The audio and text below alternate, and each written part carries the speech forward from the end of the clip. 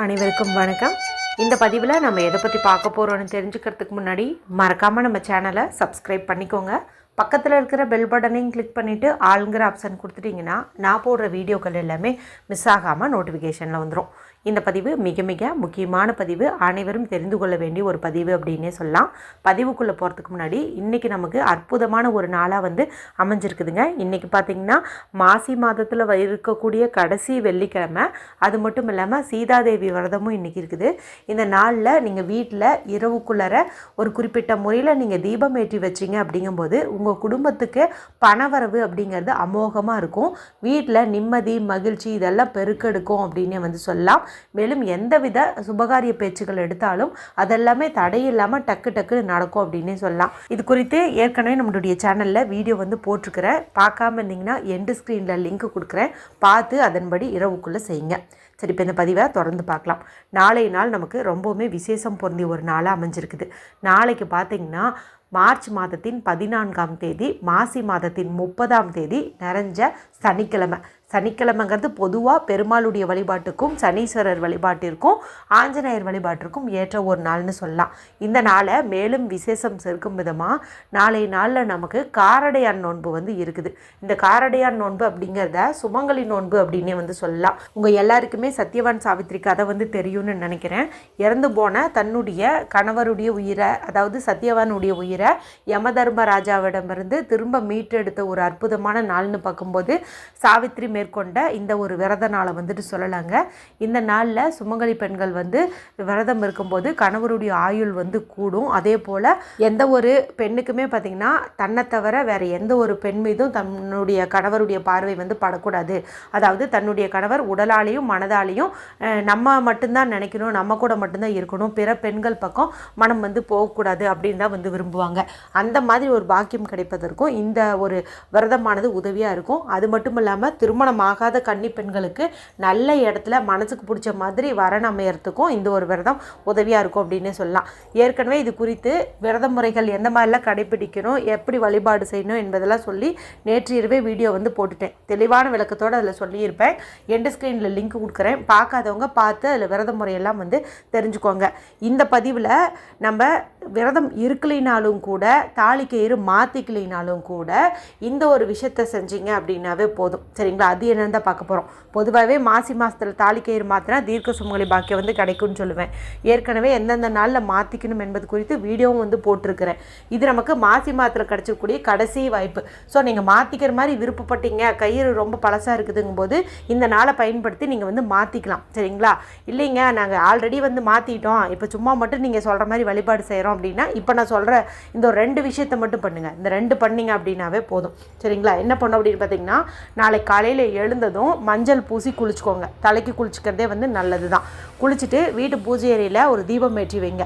காமாட்சி அம்மன் விளக்கு இருந்ததுன்னா அதுக்கு முன்னுரிமை கொடுத்து அதை நீங்கள் ஏற்றி வச்சுடுங்க. பொதுவாக இந்த நாளில் அடை செஞ்சு வைப்பாங்க. அதாவது கார அடை, இனிப்பு அடை, இந்த மாதிரி தான் செஞ்சு வைப்பாங்க. நீங்கள் அந்த மாதிரி செய்கிறதுனா செய்யலாம். இல்லைன்னா வெற்றிலை பாக்கு, பூ, பழம், ஒரு டம்ளர் பால், இந்த மாதிரி கூட நீங்கள் வச்சு வழிபாடு செய்யலாம். சரிங்களா? தாலி கயிறு மாற்றிக்கிற மாதிரி இந்த நேரத்தில் நீங்கள் ஒரு மஞ்சள் கயிறு வச்சு வழிபாடு செஞ்சுட்டு மாற்றிக்கோங்க. சரிங்களா? மாற்றிக்கல அப்படிங்கும்போது நீங்கள் இப்படி விளக்கேற்றி வச்சிட்டிங்க இல்லையா, இப்போ நான் சொல்லக்கூடிய இந்த ஒரு 4 வரியை மட்டும் நீங்கள் சொல்லி வழிபாடு செஞ்சீங்க அப்படின்னாவே போதும். விரதம் இருக்கலினாலும் கூட பரவாயில்ல. சரிங்களா? அந்த ஒரு 4 வரியை மட்டும் நீங்கள் சொல்லுங்கள். அது உங்களுக்கு ஸ்க்ரீனில் தெரியும், நானும் சொல்லி காட்டுறேன். உருகாத வெண்ணையும் ஓர் அடையும் நோற்று உனக்கு நான் வைத்தேன், என்னாலும் என் கணவர் என்னை விட்டு நீங்காத அருள் தருவாய். இந்த ஒரு மந்திரத்தை சொல்லுங்கள். ஒரு முறை சொன்னீங்க அப்படின்னா கூட போதும். நிறையா முறை நீங்கள் சொல்லணும் அப்படின்ட்டுல, ஒரு முறை சொன்னீங்க அப்படின்னா கூட போதும். அதாவது உங்களுக்கு நான் வெண்ணையும் அடையும் வச்சு வழிபாடு செய்கிறேன், என்னுடைய கணவர் என்னை தவிர வேறு எந்த பொண்ணையும் உடலாலையும் மனதாலையும் தொடக்கூடாது, நெருங்கக்கூடாது அப்படிங்கிறது தான் அர்த்தம். சரிங்களா? இந்த மாதிரி இந்த ஒரு மந்திரத்தை நீங்கள் சொல்கிறத ஒரு முக்கியமான விஷயமாக எடுத்துக்கோங்க. சரிங்களா? நீங்கள் விரதம் இருக்கலினாலும் கயிறு மாற்றிக்கலினாலும் பரவாயில்ல, விளக்கேற்றி வச்சுட்டு இந்த மந்திரத்தை சொல்லுங்கள். உங்களுக்கு நிறையவே டைம் இருந்துச்சு அப்படின்னா ஒரு 27 முறை கூட நீங்கள் இந்த மந்திரத்தை சொல்கிறது நல்லது தான். சரிங்களா? இந்த மாதிரி ஒன்று பண்ணிடுங்க. அடுத்து நம்ம செய்ய வேண்டிய முக்கியமான விஷயம், நீங்கள் இப்போ எங்கேயாவது கோவிலுக்கு போனீங்கன்னா அங்கே வரக்கூடிய சுமங்கலி பெண்களுக்கு நீங்கள் வந்துட்டு நான் சொல்லக்கூடிய தானத்தை கொடுக்கலாம். இல்லைன்னா உங்கள் வீட்டுக்கு பக்கத்துலேயே சின்ன வயசு பெண்களாக, அதாவது கன்னி பெண்களாக இருந்தாங்கன்னா அவங்களையும் நீங்கள் கூப்பிடலாம், சுமங்கலி பெண்களையும் வந்து கூப்பிடலாம். ஒரு 3, 5, 7, 11 இந்த எண்ணிக்கையில் நீங்கள் வந்துட்டு கூப்பிட்டுட்டு தாம்பூலம் வந்து கொடுங்க. அதாவது வெற்றிலை பாக்கு, பழம், மஞ்சக்கயிறு வந்து கொடுங்க, பூ வச்சு கொடுங்க. இது மட்டும் பண்ணிங்க அப்படின்னா கூட போதும். கொஞ்சம் வசதி படைச்சவங்களாம் இருந்தீங்கன்னா ப்ளவுஸ் பிட்டு கூட நீங்கள் வந்து கொடுக்கலாம்.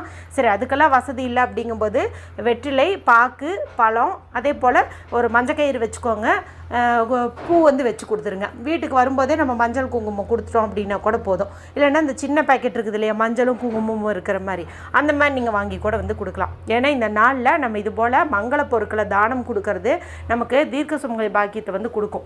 எப்போதுமே நம்ம வீட்டுக்கு யாராவது சுமங்கலி பெண்கள் வந்தாங்கன்னா அவங்க மகாலட்சுமி தாயாரின் அம்சம். அதனால் போகும்போது அவங்களுக்கு இந்த மாதிரி தாம்பூலம் கொடுக்கணும் அப்படிங்கிறது ஒரு ஐதீகத்தில் இருக்குது. சரிங்களா? நம்ம அந்த மாதிரி பண்ணலினாலும் இந்த ஒரு அற்புதமான நாள்லையாவது ஒரு இரவுக்குள்ளாரையாவது, ஏன்னா நாளைக்கு பார்த்திங்கன்னா நமக்கு காலையில் 6:48 போதே இந்த கார்டியன் நோன்பு தொடங்கிடுது. பின்னிரவு 1:08 வரைக்கும் இருக்குது. ஸோ நாளைக்கு முழுமையுமே வந்து இருக்குது. சரிங்களா? அதனால் அந்த முழுமையான நேரத்தில் எப்போ உங்களுக்கு வாய்ப்பு கிடைச்சாலும் நீங்கள் வீட்டுக்கு கூப்பிட்டு இந்த மாதிரி வந்து பொருட்களை தானம் கொடுங்க. இல்லைன்னா கோவிலுக்கு ஒரு 5 பாக்கெட்டு 7 பாக்கெட்டு இந்த மாதிரி நீங்கள் வாங்கிட்டு போயிட்டு அங்கே வரக்கூடிய பெண்களுக்கு கூட இந்த மஞ்சள் குங்குமம் இதெல்லாம் வந்துட்டு நீங்கள் கொடுக்கலாம். தாலிக்கயிறு மாற்றிக்கிற மாதிரி இருந்துச்சு அப்படிங்கும்போது ஒரு சிலர் பார்த்திங்கன்னா மாலை நேரத்தில் மாற்றுவாங்க. என்னுடைய இதுபடி என்னென்னா, நீங்கள் காலையில் 7:30 8:30 அந்த டைமுக்குள்ளே மாற்றிக்கிறது நல்லது. ஏன்னா மதியத்துக்கு மேலே 12 மணிக்கு மேலேங்கும் போது உச்சி பொழுதுக்கு மேலே மாற்றக்கூடாதுன்னு சொல்லுவாங்க. அதனால் நீங்கள் மாற்றிக்கிட்டு கூட உங்களுக்கு வேறு என்ன வேலை இருக்குது அதை நீங்கள் போய் பார்க்கலாம். அவசியம் மாற்றணும்ட்டு இல்லை, தேவைப்பட்டால் மாற்றிக்கோங்க. சரிங்களா? ஸோ நீங்கள் வந்து இந்த கார்டியன் நோன்புக்கு விரதம் இருக்கலினாலும் இந்த ஒரு 2 விஷயத்தை பண்ணிங்கனாவே உங்கள் கணவருடைய வருமானம் வந்து பெருகும். அதே போல் வீட்டில் நல்ல சுப நிகழ்ச்சிகள் வந்து நடந்தேறும். நல்ல தீர்க்க சுமங்கலி பாக்கியமும் வந்து உண்டாகும். வீடியோ பிடிச்சிருந்தால் மற்றவங்களோடையும் ஷேர் பண்ணுங்கள், லைக் பண்ணுங்கள். மற்றும் ஒரு பயனுள்ள பதிவில் உங்களை சந்திக்கிறேன். நன்றி, வணக்கம்.